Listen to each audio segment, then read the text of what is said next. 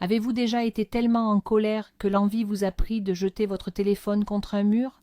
Ou peut-être qu'un collègue vous a tellement agacé que vous avez passé la journée à débattre mentalement avec lui? Si c'est le cas, vous n'êtes pas seul. Mais que diriez-vous si je vous annonçais qu'un manuel sur la gestion de la colère a été écrit il y a près de 2000 ans et qu'il est toujours d'une actualité brûlante? Aujourd'hui, nous allons découvrir comment apprivoiser la colère en nous inspirant de la sagesse de l'un des plus grands philosophes romains, Sénèque. Et croyez-moi, ces conseils pourraient vous surprendre, mais ils sont diablement efficaces. Transportons-nous un instant dans la Rome antique. Faites connaissance avec Lucius Annaeus Sénèque. Ce n'est pas un simple sage barbu en toge. C'est l'un des hommes les plus riches de l'Empire, et le conseiller de l'empereur Néron en personne, un homme, disons-le, au caractère bien trempé. Sénèque était un stoïcien, et le stoïcisme est, en substance, un ancien système d'exploitation pour l'esprit, conçu pour maintenir la sérénité dans les situations les plus folles. Et des situations folles, Sénèque en a connu son lot. Son traité de la colère n'est pas une simple théorie, mais un guide pratique écrit avec le sang et l'expérience. Alors, plongeons dans ces leçons, posons les bases avec une règle fondamentale de Sénèque. Et attention, elle est plutôt cinglante. Accrochez-vous. La colère, dit-il, est une brève folie. Réfléchissez-y un instant. La dernière fois que vous avez été pris d'une rage folle, aviez-vous l'air d'une personne raisonnable, équilibrée, ou plutôt d'un être possédé? Le visage se déforme, la voix déraille, toute logique s'évapore. Nous ne sommes plus nous-mêmes. C'est une bête sauvage et irrationnelle qui prend le contrôle de notre comportement. Sénèque va même plus loin. Il affirme que nulle épidémie n'a coûté plus cher à l'humanité. Est-ce une exagération? Pourtant, pensez aux conséquences. Des guerres déclenchées par la seule fureur d'un dirigeant, des familles brisées par un mot imprudent, une parole acrimonieuse, des amitiés qui se rompent à jamais après une querelle idiote. La colère, contrairement à la peste, ne se contente pas de tuer le corps. Elle empoisonne l'âme, détruit la confiance et laisse derrière elle une terre brûlée dans les relations. Ce n'est pas une simple mauvaise humeur, c'est une capitulation volontaire face à la folie. Et le plus terrifiant, c'est que nous lui ouvrons nous-mêmes les portes. Mais comment cela arrive-t-il concrètement? C'est là que les choses deviennent vraiment intéressantes. Mais c'est là que Sénèque porte un coup dévastateur à notre principale excuse. Vous savez, ces phrases toutes faites, je n'y pouvais rien, c'est lui qui m'a provoqué. On a l'habitude de percevoir la colère comme une sorte de phénomène naturel, inévitable, un peu comme un orage. L'éclair de l'injustice jaillit, et aussitôt le tonnerre de notre fureur gronde. Eh bien, Sénèque nous dit que c'est une aberration totale, et c'est le mythe principal qu'il nous faut déconstruire, ici et maintenant. La colère n'est pas un réflexe involontaire comme le fait d'éternuer ou la douleur ressentie après un coup. C'est toujours un choix que nous faisons, conscient, même si ce choix est fulgurant. Imaginez que votre raison est comme un tribunal suprême. Un événement se produit, quelqu'un vous lance un mot blessant, c'est l'accusation présentée au tribunal. Mais pour prononcer le verdict, laissez-vous envahir par la colère. Le juge, c'est-à-dire votre raison, doit d'abord accepter cette accusation. Il doit dire « Oui, c'est bien une offense intolérable, elle mérite notre colère ». Vous donnez vous-même votre consentement à cette émotion, vous l'autorisez à vous submerger. C'est un point central, fondamental même, de toute la philosophie stoïcienne. Entre l'événement et votre réaction, il existe toujours un infime intervalle, et c'est dans cet espace que réside toute votre liberté. Alors, comment fonctionne précisément ce mécanisme de consentement? Décortiquons-le ensemble pièce par pièce. Penchons-nous sur ce mécanisme de la colère à travers un exemple simple. Imaginez, vous faites la queue et quelqu'un vous double. Que se passe-t-il dans votre tête? D'abord, le fait brut. Une personne s'est physiquement déplacée et se trouve devant vous. C'est la première étape, une simple observation, neutre. Mais votre cerveau ne s'arrête pas là. La deuxième étape, la plus cruciale, commence, l'évaluation. Vous portez instantanément un jugement. C'est injuste. Quel culot. Il me manque de respect. Vous collez à ce fait brut l'étiquette d'affront et de violation des règles. C'est précisément à ce moment que vous autorisez la colère en vous, et ce n'est qu'alors que se déclenche la troisième étape, la réaction émotionnelle et physique. Votre cœur s'accélère, votre visage rougit, vous avez envie de dire ou de faire quelque chose. Vous voyez, la colère n'est pas apparue au moment où la personne vous a doublé. Elle est née au moment où vous avez décidé que c'était une injustice révoltante. Sénèque nous enseigne que notre pouvoir réside précisément dans cet intervalle, entre l'événement et notre évaluation. Nous pouvons apprendre à ne pas donner notre consentement automatique. Mais pourquoi portons-nous si facilement de tels jugements empreints de colère? Qu'est-ce qui les alimente? Et Sénèque y apporte une réponse étonnamment simple et pourtant si profonde. Ce qui alimente notre colère, ce sont toujours, sans la moindre exception, nos attentes déçues. Nous ne nous en prenons pas à la réalité en soi, mais à son flagrant décalage par rapport à l'image que nous nous en sommes faite, à l'idée de ce qu'elle devrait être. Pensez-y un instant. Pourquoi vous énervez-vous dans les embouteillages? Parce que vous vous attendiez à arriver au travail en 20 minutes, pas en 1 heure? Pourquoi un Internet lent vous met-il hors de vous? Parce que vous vous attendez à ce que la page se charge instantanément. Pourquoi êtes-vous vexé par un ami en retard? Parce que, dans votre esprit, il aurait dû arriver à l'heure. Nous nourrissons dans notre esprit une vision du monde idéal, quasi stérile. Dans cette image, tout le monde est courtois, les automobilistes respectent le code de la route, et la technologie ne fait jamais défaut.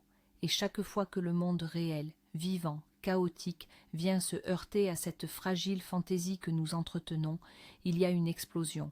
Son nom, la colère.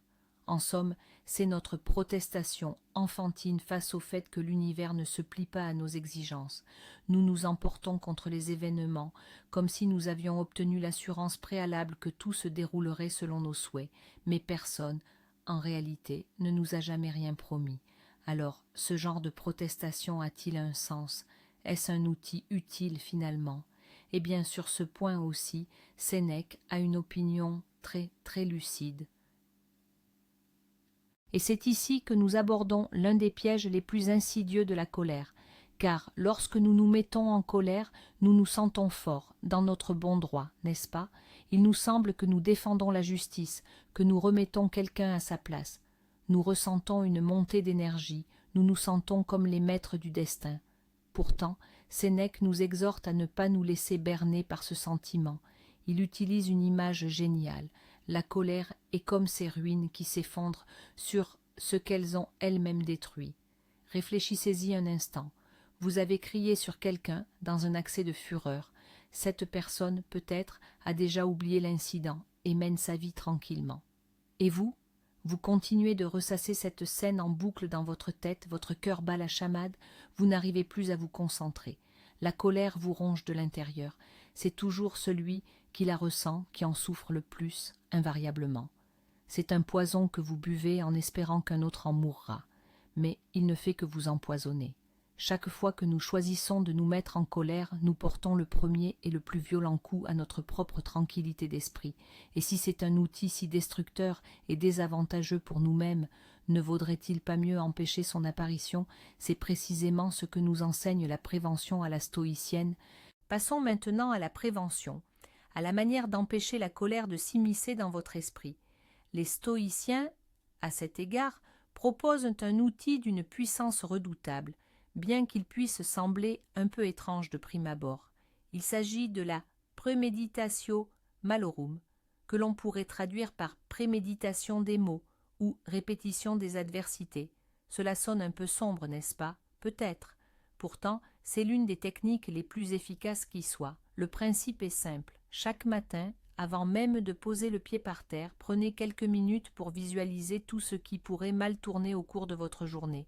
Imaginez-vous coincé dans un embouteillage monstre, que votre chef vous réprimande, qu'un collègue ne fasse pas sa part du travail, qu'on vous serve un café froid au café. Vous ne vous programmez pas à l'échec, loin de là. Vous préparez votre esprit à la réalité. Et lorsque l'une de ces éventualités se produit réellement, votre cerveau n'est pas pris au dépourvu. Il ne s'écrira pas « Comment est-ce possible? Cela n'aurait pas dû arriver ». Il réagira calmement. « Ah oui, j'y avais pensé. C'est un scénario possible. » l'effet de surprise, qui est le principal déclencheur de la colère, disparaît purement et simplement. C'est comme se faire vacciner contre la déception. Vous injectez dans votre esprit une petite dose contrôlée de négativité, afin de développer une immunité aux véritables adversités de la vie. Lorsque vous êtes préparé au pire, la réalité ne peut plus vous atteindre aussi profondément. C'est un peu comme un boxeur qui se prépare à encaisser un coup. S'il l'anticipe, il peut se gainer et amortir le choc. Mais si le coup est inattendu, c'est le chaos assuré. Il en va de même pour votre esprit.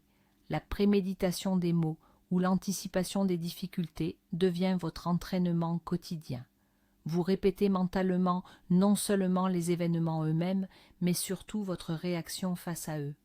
Vous vous préparez en vous disant « Si aujourd'hui, sur la route, quelqu'un me fait une queue de poisson, je ne klaxonnerai pas et ne crierai pas.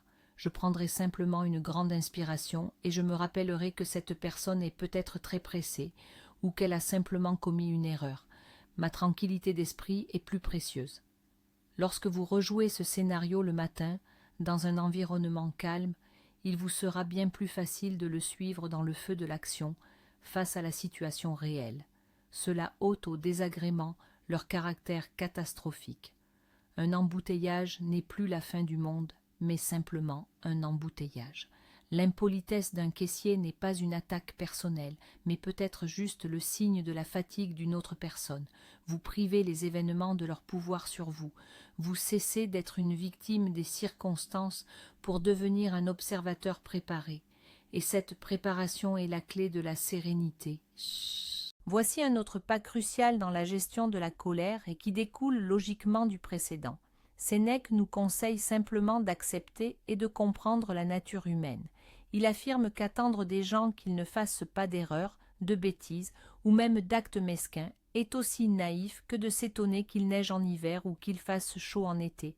C'est tout simplement une partie intégrante de l'ordre des choses. Les gens sont égoïstes, ils peuvent être inattentifs, ils sont parfois irrationnels. C'est un fait. Quand vous sortez de chez vous, vous ne vous fâchez pas contre la loi de la gravité parce qu'elle existe, n'est-ce pas? Vous en tenez simplement compte dans vos actions. Il faut adopter la même attitude face aux défauts de la nature humaine. Plutôt que de vous écrier à chaque fois « Comment a-t-il pu faire une chose pareille ?»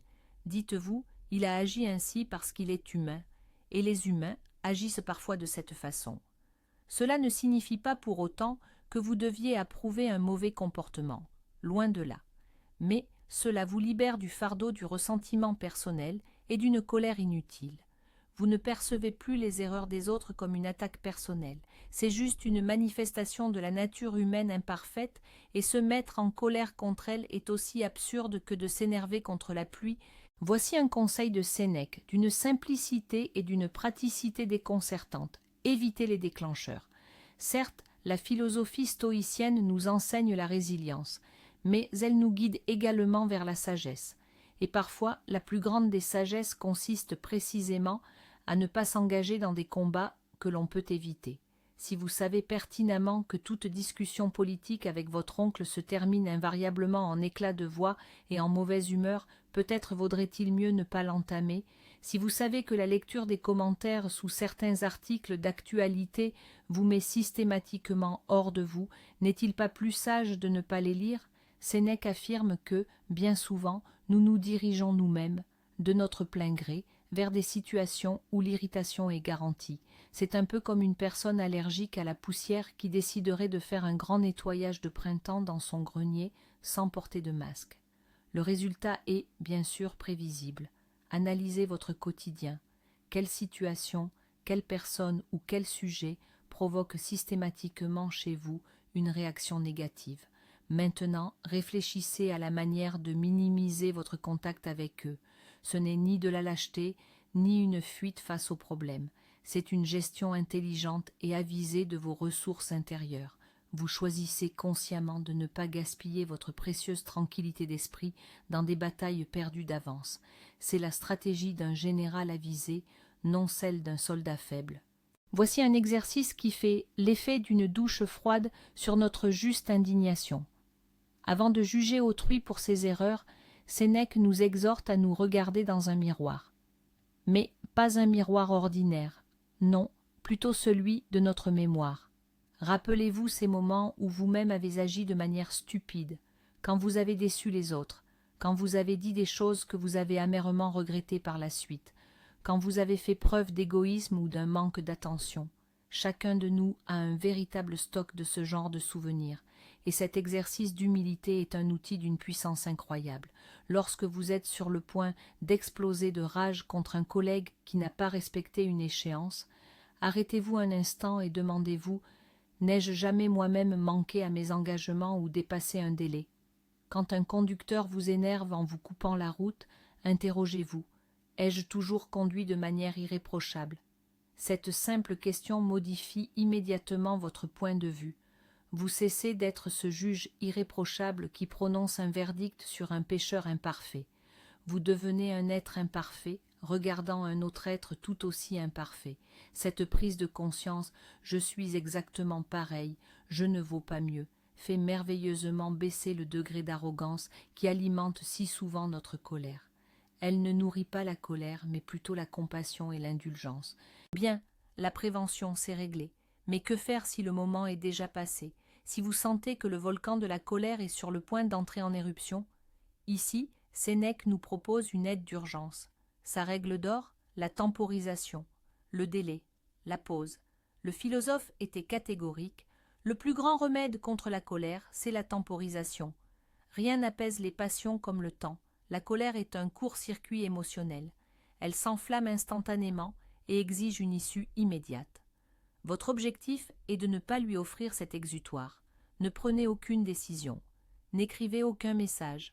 Ne dites pas un mot. Accordez-vous du temps. Promettez-vous de revenir sur cette situation dans 10 minutes, 1 heure ou même le lendemain matin. Pendant ce laps de temps, la première impulsion, la plus irrationnelle et destructrice, s'estompera. La tempête émotionnelle s'apaisera et vous pourrez envisager la situation avec plus de lucidité. Imaginez la colère comme de l'eau trouble dans un verre que l'on vient de secouer. Si vous attendez, tout le trouble se déposera et l'eau redeviendra limpide. Il en va de même pour votre esprit. La pause est votre chance de laisser le trouble se déposer. C'est le conseil le plus simple, mais aussi le plus efficace qui soit. La deuxième étape, et elle est essentielle, nous ramène directement à notre corps.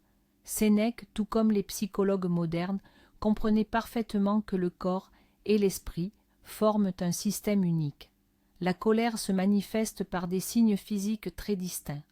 Les poings se serrent, les mâchoires se contractent, la respiration s'accélère, le visage rougit. Alors, si vous n'arrivez pas à apaiser votre esprit immédiatement, commencez par votre corps. Dès les premiers signes physiques de l'énervement, agissez consciemment à contre-courant. Desserrez les poings, détendez les épaules et les muscles du visage. Prenez plusieurs respirations lentes et profondes. Lavez-vous le visage à l'eau froide.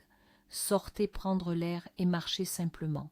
Ces actions physiques simples envoient un signal clair à votre cerveau. Alerte annulée, on se calme.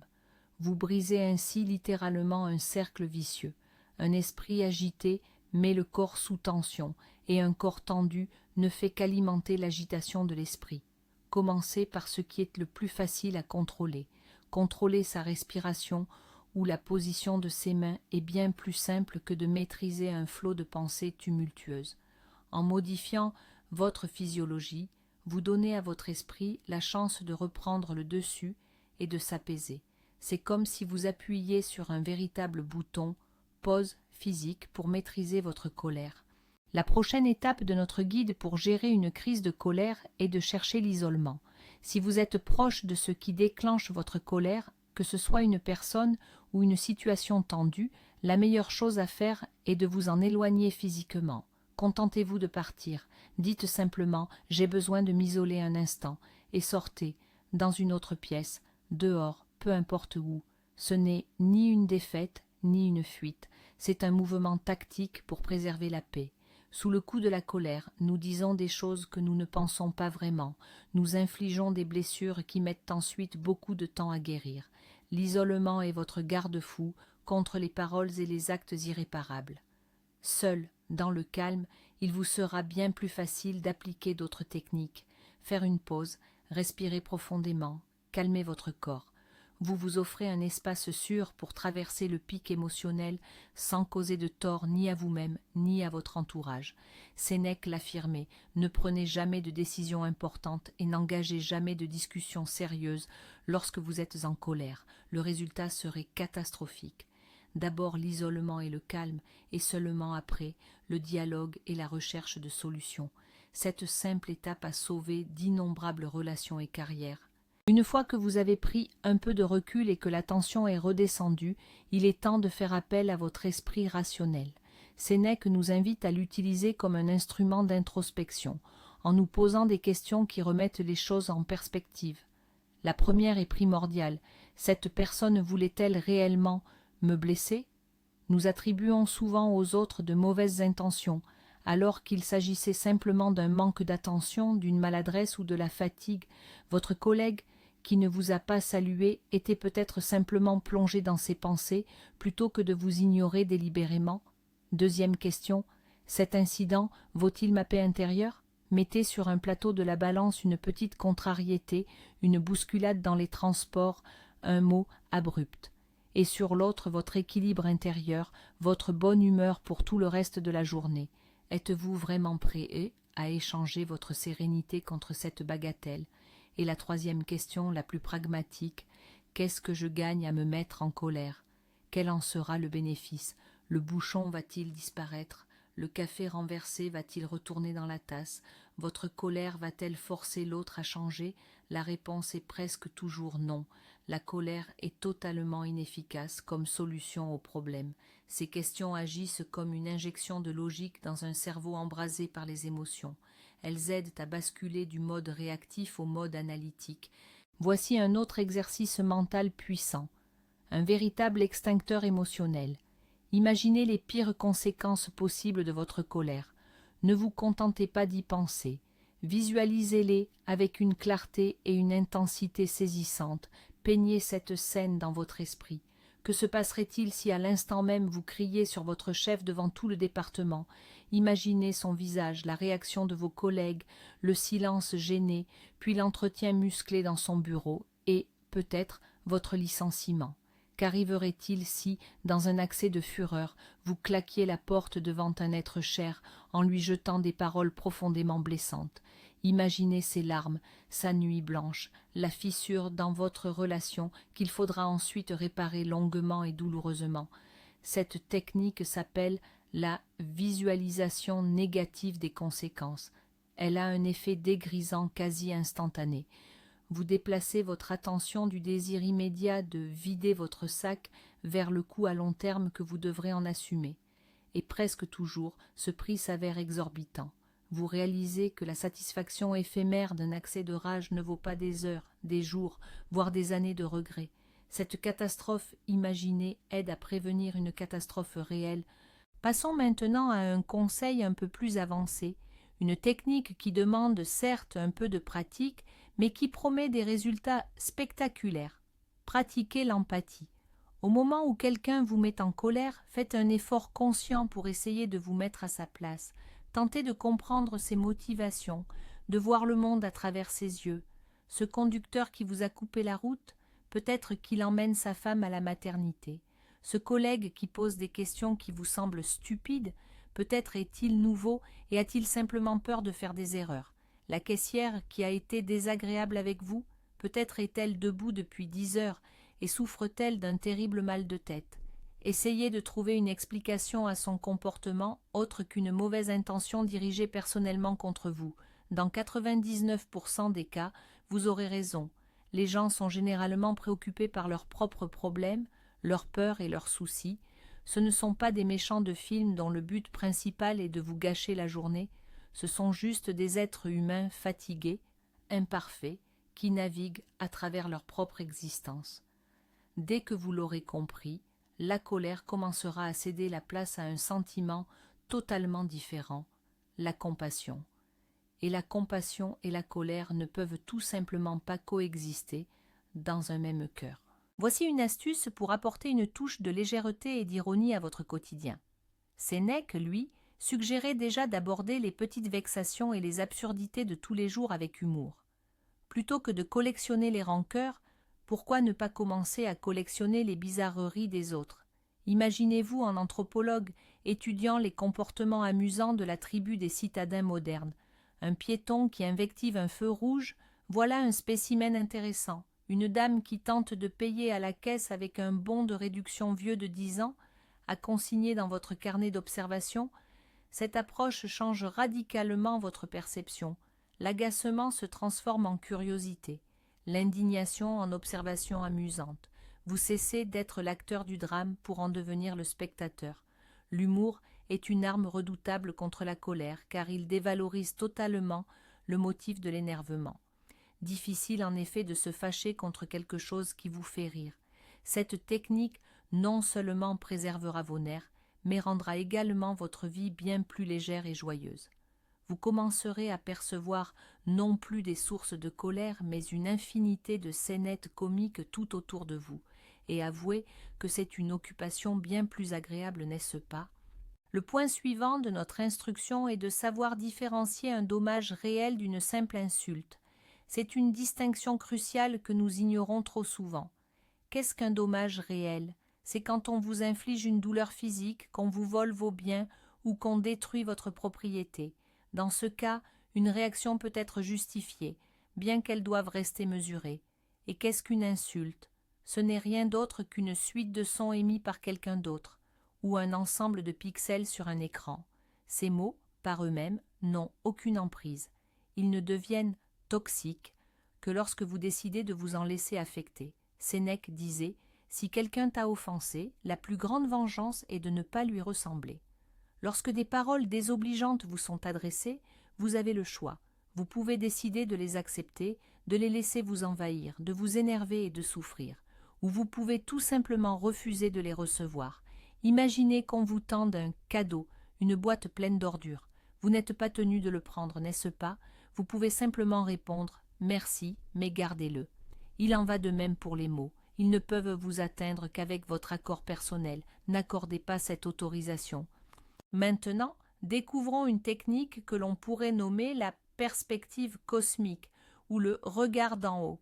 Lorsque la colère vous submerge pour une bagatelle, un café renversé, des clés égarées, un commentaire stupide en ligne, faites ceci.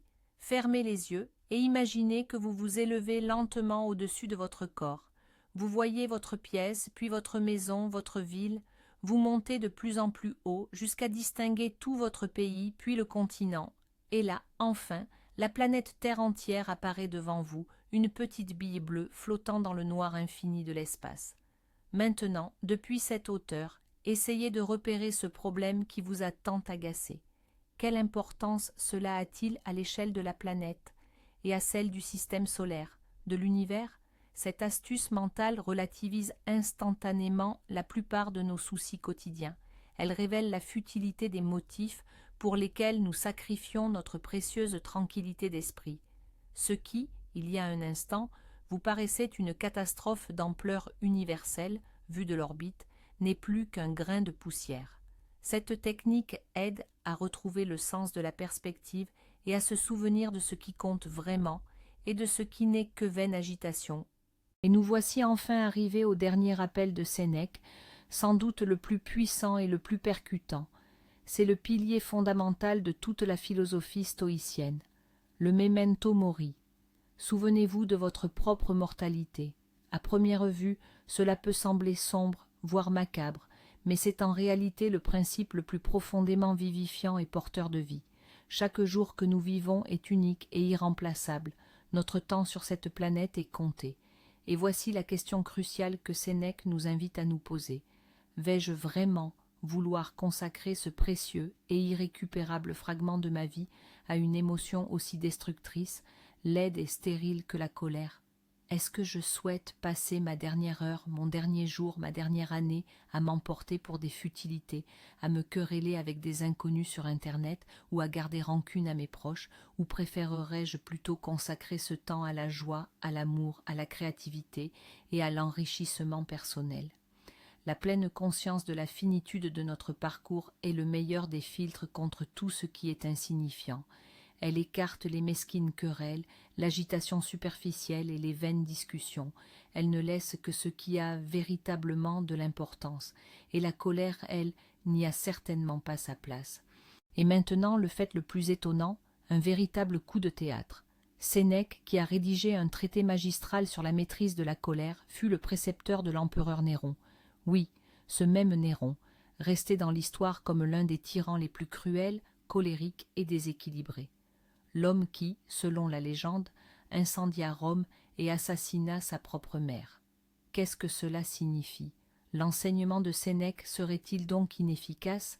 Bien au contraire. Cela met en lumière l'idée fondamentale des stoïciens. La philosophie n'est pas une solution miracle que l'on peut administrer à autrui.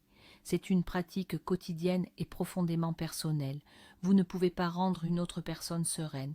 Vous ne pouvez travailler que sur vous-même. Sénèque a pu donner à Néron les meilleurs outils du monde, mais il ne pouvait pas le forcer à les utiliser. Et c'est là que réside à la fois la tragédie et la plus grande force de son enseignement. La responsabilité de notre propre sérénité nous incombe entièrement. Au final, les instructions de Sénèque ne visent pas la suppression de la colère, mais sa prise de conscience et sa transformation.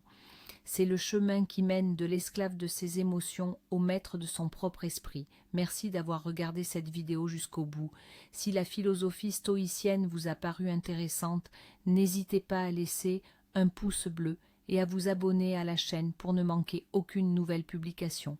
Et maintenant, une question pour vous. Quel conseil de Sénèque vous semble le plus utile et que vous comptez appliquer dans votre vie? Écrivez-le dans les commentaires, j'aurai grand plaisir à vous lire.